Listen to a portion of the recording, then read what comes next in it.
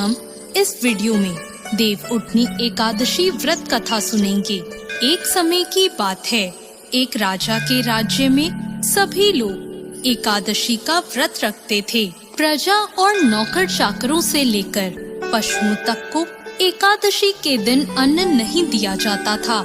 एक दिन किसी दूसरे राज्य से एक व्यक्ति राजा के पास आकर बोला, महाराज कृपा करके मुझे नौकरी पर रख लें। तब राजा ने उसके सामने एक शर्त रखी कि ठीक है रख लूंगा, लेकिन रोज तो तुम्हें खाने को सब कुछ मिलेगा, लेकिन एकादशी को अन्न का एक भी दाना नहीं मिलेगा। उस व्यक्ति ने उस समय हाँ कर ली।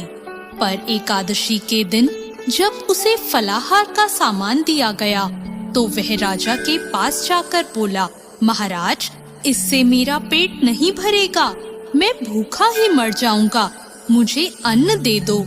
राजा ने उसे शर्त की बात याद दिलाई, पर वह अन्न छोड़ने को राजी नहीं हुआ। तब राजा ने उसे आटा, दाल, चावल आदि दे दिए और वह रोज की तरह नदी पर पहुंचा। वहां स्नान करके भोजन पकाने लगा। जब भोजन बन गया तो उसने भगवान को बुलाया, आओ भगवान भोजन तैयार है। उसके बुलाने पर पीताम्बर धारण किए हुए भगवान चतुर्भुज रूप में उसके सामने आ गए और प्रेम से उसके साथ भोजन करने लगे।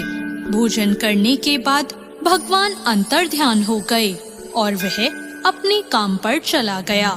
15 दिन बाद अगली एकादशी को वह राजा से कहने लगा, महाराज मुझे दुगना सामान दीजिए। उस दिन तो मैं भूखा ही रह गया। जब राजा ने इसका कारण पूछा तो उसने बताया कि मेरे साथ भगवान भी खाते हैं, इसलिए हम दोनों के लिए ये सामान पूरा नहीं पड़ता। यह सुनकर राजा को बहुत आश्चर्य हुआ। वह बोला, मैं नहीं मान सकता कि भगवान तुम्हारे साथ खाते हैं। मैं तो इतना व्रत रखता हूँ, पूजा करता हूँ, पर भगवान ने मुझे कभी दर्शन नहीं दिए। राजा की बात सुनकर वह बोला, महाराज यदि विश्वास न हो तो मेरे साथ चलकर देख लो। राजा एक पेड़ के पीछे छुपकर बैठ गया। उस व्यक्ति ने भोजन बनाया और भगवान को शाम तक पुकारता रहा, परंतु भगवान नहीं आए। अंत में उसने कहा, हे भगवान यदि आप नहीं आए तो मैं नदी में कूदकर अपने प्राण त्याग दूंगा। लेकिन फिर भी भगवान नहीं आए।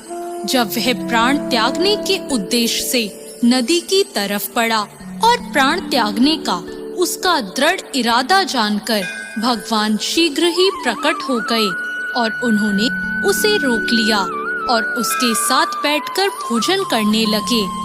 खा पीकर और उसे अपने विमान में बिठाकर अपने साथ अपने धाम ले गए। यह देखकर राजा ने सोचा कि व्रत उपवास से तब तक कोई फायदा नहीं होता जब तक हमारा मन शुद्ध ना हो। इससे राजा को ज्ञान मिला। वह भी सच्चे मन से व्रत और उपवास करने लगा और अंत में स्वर्ग को प्राप्त हुआ। तो दोस्तों, कैसी लगी आपको आज की ये वीडियो? भक्तों, सबसे पहले हम देव उठनी एकादशी के शुभ मुहूर्त के बारे में जान लेते हैं। सनातन धर्म में देव उठनी एकादशी का विशेष महत्व है। इस साल देव उठनी एकादशी 12 नवंबर को मनाई जाएगी। देव उठनी एकादशी को मिनी दिवाली भी कहा जाता है। देवउठनी एकादशी दिवाली के 11वें दिन आने वाली एकादशी को कहा जाता है। इस दिन से देश भर में शादियों का सीजन भी शुरू हो जाता है। धार्मिक मान्यता के अनुसार कार्तिक मास के शुक्ल पक्ष की एकादशी तिथि को सृष्टि के संचालक भगवान विष्णु और समस्त देव 4 महीने के बाद विश्राम से जागते हैं। इसलिए जब इस दिन देव उठते हैं तो उसे देव उठनी एकादशी कहते हैं। इस दिन भगवान विष्णु का खास पूजा करने का विधान होता है। इस दिन शुभ कार्य किए जाते हैं। देव उठनी एकादशी तिथि 11 नवंबर को शाम 6:46 से आरंभ होगी और एकादशी तिथि का समापन 12 नवंबर को शाम 4:04 पर होगा। भक्तों, आइए जानते हैं कि देव उठनी एकादशी के दिन तुलसी के पौधे में क्या चीज बांधने से धन में 1000 गुना वृद्धि होती है। और कमेंट बॉक्स में जय मां लक्ष्मी अवश्य लिखे, जिससे मां लक्ष्मी का आशीर्वाद आपको सदा प्राप्त हो। भक्तों, भगवान श्री कृष्ण ने स्वयं की थी तुलसी की पूजा और बताया था यह रहस्य। भक्तों, तुलसी का पौधा तो प्रत्येक हिंदू घर में होता है, लेकिन बहुत कम लोग तुलसी के संबंध में शास्त्रों में बताए गए महत्वपूर्ण नियम नहीं जानते हैं। तुलसी की पूजा कैसे करनी चाहिए, तुलसी को जल कैसे देना चाहिए, तुलसी के पास कौन सी वस्तुएं रखना शुभ होता है आदि कई महत्वपूर्ण नियमों का पालन करना आवश्यक होता है। इसके अलावा अगर आप देव उठनी एकादशी के दिन तुलसी के नीचे यह एक चीज बांध देते हैं तो आपको मां तुलसी का ढेर सारा आशीर्वाद मिलता है और आपके घर में मां लक्ष्मी का सदैव ही निवास रहता है। भक्तों, तुलसी का पौधा घर में होना परिवार के प्रत्येक सदस्य के लिए लाभकारी होता है। यह पौधा हर प्रकार से उपयोगी होता है।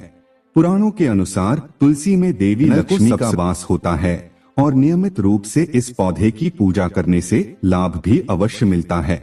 लेकिन यदि आप तुलसी को घर में रखने के साथ ही देव उठनी एकादशी के दिन उसके नीचे एक चीज बांध देते हैं तो आपको तुलसी लगाने का कई गुना फल प्राप्त होता है, क्योंकि इसी चीज के बिना तुलसी अधूरी मानी जाती है। तुलसी को यह एक चीज संपूर्ण बनाती है, इसलिए शास्त्रों में इसका सबसे अधिक महत्व बताया गया है। भक्तों, भारत में ही नहीं बल्कि संसार के अधिकतर देशों में तुलसी को बहुत ही गुणकारी पौधा माना गया है। इस पौधे में अनेक औषधीय गुण होने के साथ ही इसका आध्यात्मिक तौर पर भी बहुत ही महत्व बताया गया है। प्रत्येक धार्मिक अनुष्ठान हो उसमें तुलसी का प्रयोग अवश्य किया जाता है। विष्णु पुराण में तुलसी को भगवान विष्णु की पत्नी कहा गया है, इसी कारण से तुलसी जगत जननी है। तुलसी को समस्त देवी देवताओं से वरदान प्राप्त है, जिससे तुलसी के पत्र को अमृत के गुणों से युक्त कहा गया है। जिस भी स्थान पर तुलसी का पौधा होता है उसी स्थान पर ब्रह्मा, विष्णु और महेश यानी कि त्रिदेव का निवास होता है और तुलसी की पूजा करने से सभी पाप उसी प्रकार से नष्ट हो जाते हैं जैसे सूर्य के उदय होने पर रात्रि के अंधकार नष्ट हो जाते हैं। शास्त्रों के अनुसार जिन घरों में तुलसी का पौधा सदैव ही हरा भरा रहता है उस घर में सुख शांति और समृद्धि बनी रहती है। भगवान विष्णु की पूजा में और उन्हें चढ़ाए जाने वाले भोग में तुलसी के पत्र अवश्य होने चाहिए, क्योंकि तुलसी पत्र के बिना भगवान विष्णु किसी भी प्रकार का भोग स्वीकार नहीं करते हैं। इसलिए प्रत्येक घर में तुलसी का पौधा अवश्य ही होना चाहिए। अगर आपके घर में तुलसी है तो सुख शांति और समृद्धि के लिए तुलसी माँ को चुनरी अवश्य चढ़ानी चाहिए। अक्सर लोग घर में तुलसी का पौधा तो लगा देते हैं, लेकिन उनसे गलती हो जाती है कि वे तुलसी माँ को चुनरी नहीं चढ़ाते हैं, जिसके कारण उन्हें तुलसी लगाने का शुभ फल प्राप्त नहीं हो पाता है। हमेशा ध्यान रहे कि तुलसी का पौधा चुनरी के बिना अधूरा होता है। तुलसी केवल एक पौधा नहीं बल्कि वह देवी विष्णु पत्नी है। उन्हें हम अपनी माता मानते हैं, इसलिए तुलसी को चुनरी अवश्य ही चढ़ानी चाहिए। इससे पति पत्नी में प्रेम और विश्वास बढ़ता है। घर में रहने वाली महिलाएं सदा सुहागन और सौभाग्यशाली रहती हैं। लेकिन तुलसी को चुनरी चढ़ाते समय आपको यह बात ध्यान में रखनी चाहिए कि आप तुलसी को लाल रंग की चुनरी चढ़ाएं। लाल रंग का संबंध मंगल ग्रह से होता है और बुध ग्रह का तुलसी से संबंध होता है। मंगल और बुध ग्रह मित्र नहीं है। बुध के अनुकूल शुक्र ग्रह है और शनि है, इसलिए तुलसी पर लाल चुनरी चढ़ानी चाहिए। आप तुलसी पर हरे रंग की, पीले रंग की अथवा नील रंग की चुनरी नहीं चढ़ा सकते हैं, लेकिन कई लोग पुरानी फटी हुई चुनरी तुलसी पर बांध देते हैं। ऐसा करना बहुत ही अशुभ होता है। तुलसी पर नई चुनरी बांधनी चाहिए। तुलसी पर चुनरी बांधने के लिए देव उठनी एकादशी पूजन का दिन सर्वोत्तम होता है। आप किसी भी एकादशी या देव उठनी एकादशी के दिन नई चुनरी लाकर उसे तुलसी के पौधे पर बांध दे। इससे आपको कई गुना अधिक फल प्राप्त होगा। तुलसी को बिना चुनरी के कभी न रखे। अगर चुनरी पुरानी हो जाए तो पुरानी चुनरी को एकादशी या देव उठनी एकादशी के दिन ही बदलना चाहिए।